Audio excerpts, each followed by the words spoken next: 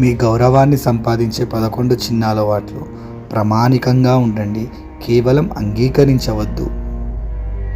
విశ్వాసం మరియు స్పష్టతతో మాట్లాడండి మరియు నెమ్మదిగా మాట్లాడండి.